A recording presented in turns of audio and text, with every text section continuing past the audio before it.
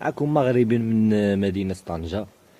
أنا هضر على هادشي اللي واقع في الحسيمة وعلى العياشة اللي كيدافعوا على الملك وبنادم. أنا ما فهمتش كيفاش كتفكروا حتى حاجة ما معوطة في هاد البلاد، حتى حاجة. لا سبيطار، طبيب مقود، حتى حاجة ما فحال الناس. لا سبيطار، لا كورة، لا تعليم، لا رياضة، لا كامبوس، لا والو والو والو.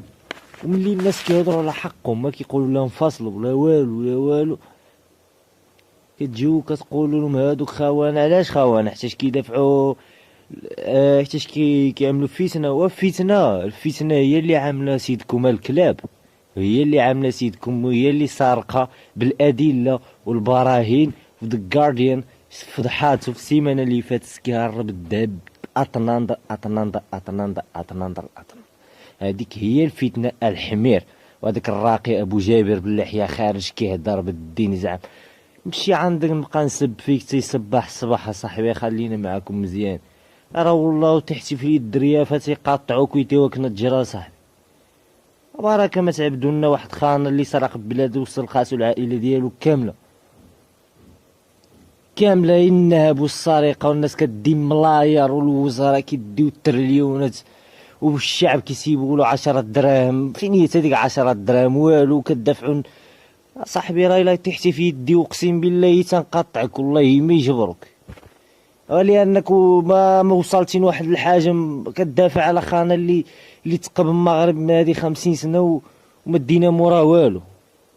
واش بغيتو زعما تنوض شي حرب؟ والحرب هي نتوما. خلي الناس تدافع على حقها قبل ما بدا تقولوا اسقاط النظام. دابا الناس كطالب ديك الشيء تعاود، لا ما تعاودش عاد تدخل شي حاجه اخرى.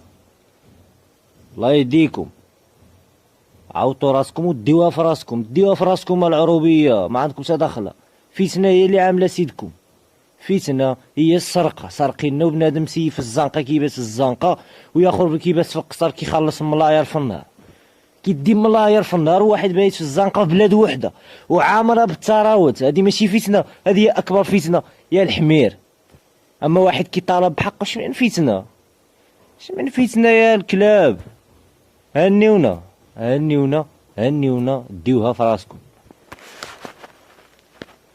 كنعتذر الدراري ديالي الا خرجت على موضوع ولا زبلت فيهم، سمحوا لي كاملين، حتى نتوما سمحوا لي.